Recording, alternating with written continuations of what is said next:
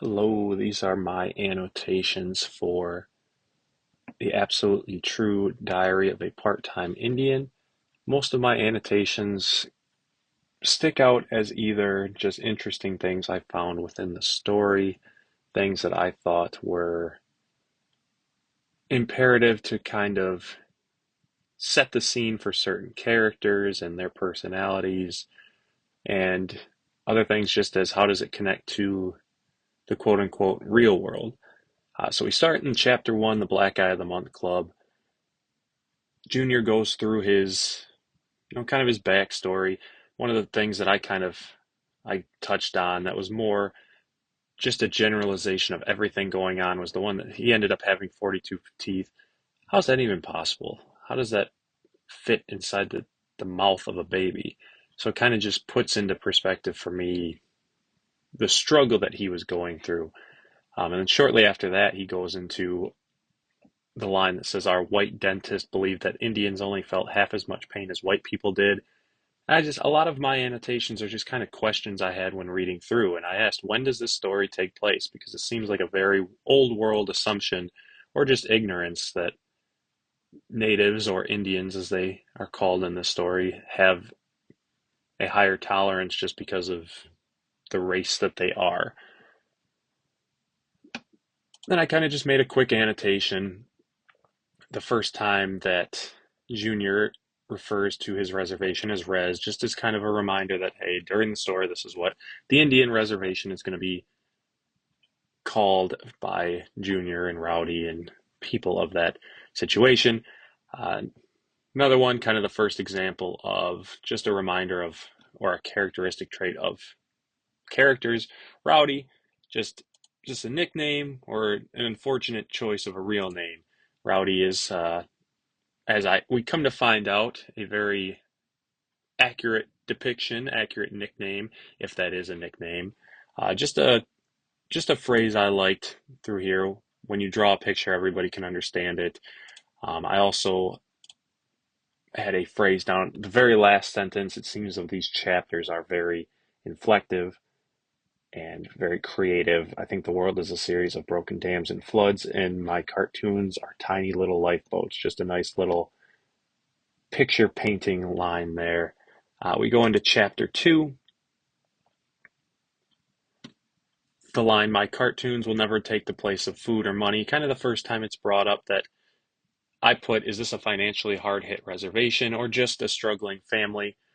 Every every place has it. Is this family struggling, or is this a much larger scale issue that these people are dealing with?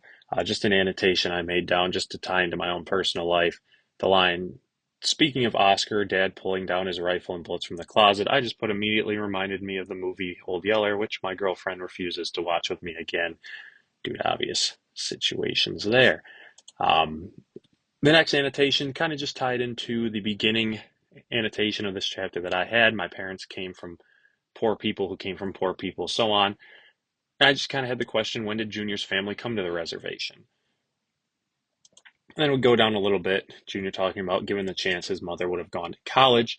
I just annotated what held her back. Was it a societal issue or was it life choices that she had made? So we go into the next chapter,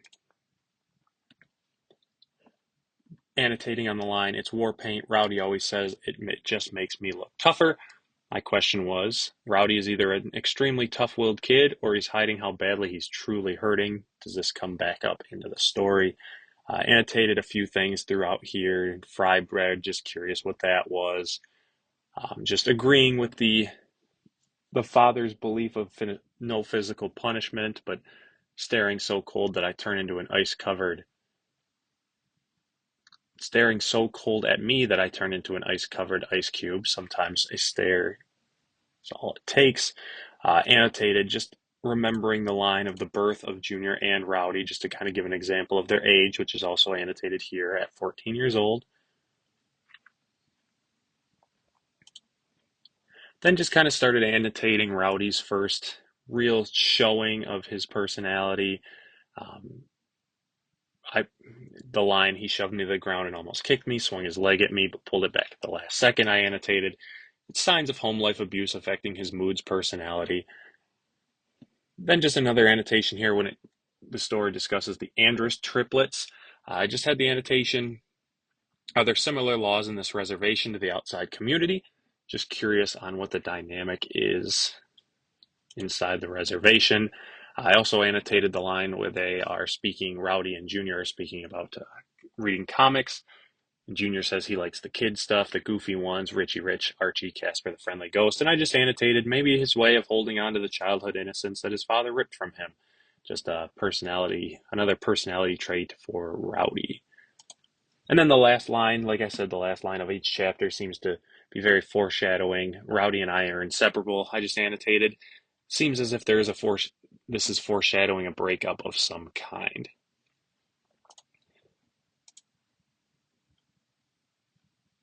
So just scrolling through here, a couple annotations that I made. Just questioning, how did Mr. P get here? He forgets to show up to school. He shows up in pajamas. How does he end up there?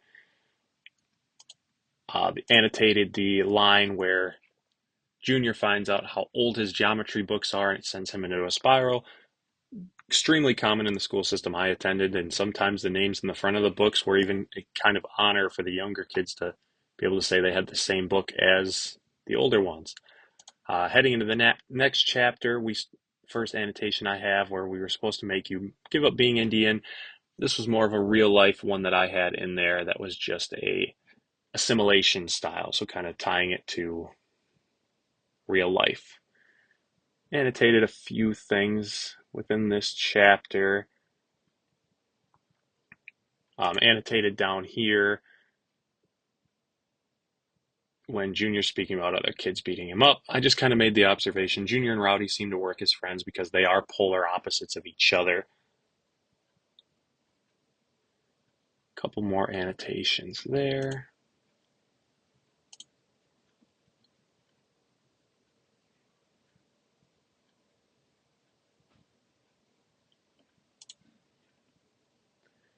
Annotated up here that Rowdy spun around and shoved me.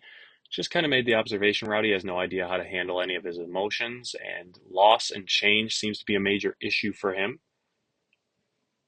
Next chapter just highlighted some important mileage to the new school.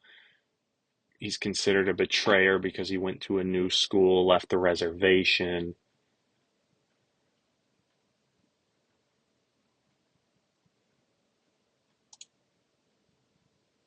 Couple more annotations here. Just some highlights of some things that I think are important to kind of explain the backstory and the ideological thought process of Junior coming from one area and moving into another.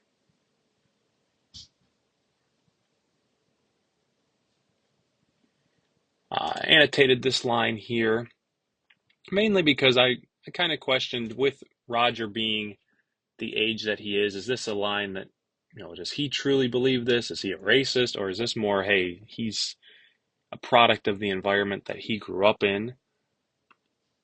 And then down here, just another character observation of Roger that I believe he's higher up in this school because something in the grand scheme of things, getting punched in the face really caught him off guard. So maybe he is a higher up in this school. Couple annotations here.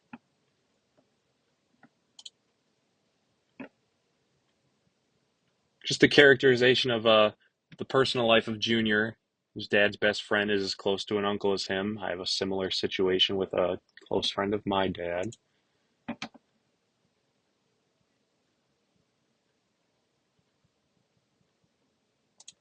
Getting to the Halloween chapter. Just the annotation here, just curious what Roger's or Junior's dad's backstory is, why Halloween's a big deal towards him. Couple of annotations here. Possible friendship starting with Gordy. Bureau of Indian Affairs, just curious what that is. She got married. Came out of left field. Just curious if she comes back, kind of developing a story on his sister. Just a quick annotation up here. Just Gordy being a weird dude. Curiosity here in the Thanksgiving chapter. Do Indians celebrate Thanksgiving, or was this part of the assimilation Mr. P was sent to achieve? Kind of a backstory down here of why Rowdy is the way he is, with a comment from his father. We meet Penelope, and there's a line she has that I just kind of commented. Penelope making justifications for her addictions by bringing up another addiction and comparing the two, kind of just adding personality backstory for Penelope. And then an annotation here just wondering what her backstory is, which we find out down here in this annotation. These two annotations, her relationship with her father and her father's thought process. Then we annotate here, just with Penelope's wanting to leave the town so desperately. A couple annotations here. Just curious on the relationship between Penelope and Junior, and Junior's desire to fit in, even if it means he has to pretend he is something different than he is. Annotation here in the dance chapter, just how important his new relationships are to him and his new life that he's making. The fact that he is so in tune to and specific on everything that happened at the dance. Another annotation, just the more of a backstory on how Roger fits into the community. Annotation down here, I just brought up a curiosity of Roger is a racist, or at least someone close to him is, but now he's kind of caring and an understanding friend. So we're kind of building a character traits for Roger. Just a quick annotation here. Mary seems to have made a good decision for her life. Could she possibly be hiding some struggles in order to ease her family's worries? Get into the reindeer games chapter. Just an annotation on the backstory and the general society of Junior's new school, being a small budget in a farm area.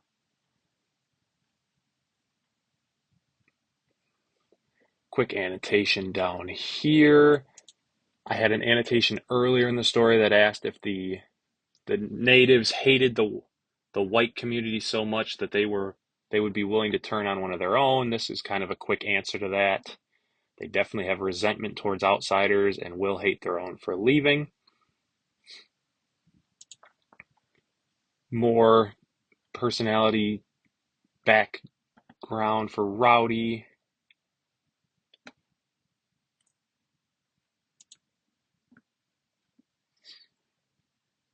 Little more character building for Junior's father. Even such a small action like that, just kind of showing how much he loves his son. A lot of this chapter was just things that I felt were important, things that I felt kind of gave life to the reservation. A quick annotation up here that maybe Mary is happy, but a couple of things. Small towns, everybody knows everybody. Kind of comparing the two towns. The white fathers are good at hiding in plain sight, even though the Indian fathers may not be as active.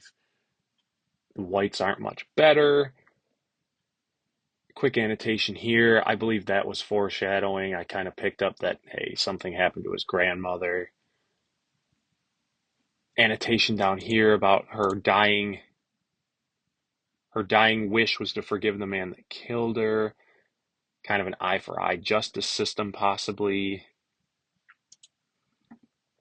This one was big for me. 2,000 Indians showed up that day to say goodbye. Quick annotation for that was I've always believed that the majority of Americans are far too individually focused, especially seeing how other cultures celebrate things such as death as a community. It's sad but intriguing to look at how things could be if we weren't wrapped up in our own lives. Just a quick annotation here. Were we confusing billionaire Ted, the man that showed up to the wake, as Ted Turner? And then another annotation on that guy, just is he a con man or a weirdo? And a quick, I just liked that line down there. Another death here. Two main characters are now dead. Seems like a spiral's coming for Junior. Just annotated what happened to the man that killed Eugene. Just a weird how my brain works type of annotation. Adam Morrison, just kind of trying to tie in when this takes place. Adam Morrison was horrible in the NBA. So the fact that he was his favorite basketball player, this had to have been '06-ish when Adam Morrison was in college. Just a few lines I liked in here. Just highlighted those. Just more backstory on Rowdy. He's in ninth grade, but he's an athletic marvel enough to dunk. Just a little backstory on him. I liked the section of this chapter where you realize seemingly this is the most important thing to the reservation kids, the game. They don't have a ton going positively in their personal lives, and when you take a step back and see that, it does make the result of this game kind of bittersweet. Another annotation here, just kind of foreshadowed. Somebody died, unsure where or who, but somebody passed away, and then obviously we get our answer here. Quick annotation here. So far, all three major deaths in Junior's life have resulted from or had a contributing factor of alcohol. Just a quick annotation here, wondering if Rowdy missed on purpose. I believe annotating here, just everyone drinking at the wake of a married couple that had just died in a drunken death is kind of ironic and, in my opinion, in bad taste. Just a quick little line I enjoyed there. Again, just how my brain works. Rowdy being told by Junior that he's going to play for Seattle. If this was 2006, Seattle, the Supersonics relocated to Oklahoma City in 2008, 2009. So this is kind of near the end of their run. And then just the final annotation, just not very nuanced, but just needing to know why Stupid Horse kept reappearing and what the backstory to that was. But those are my annotations for this book.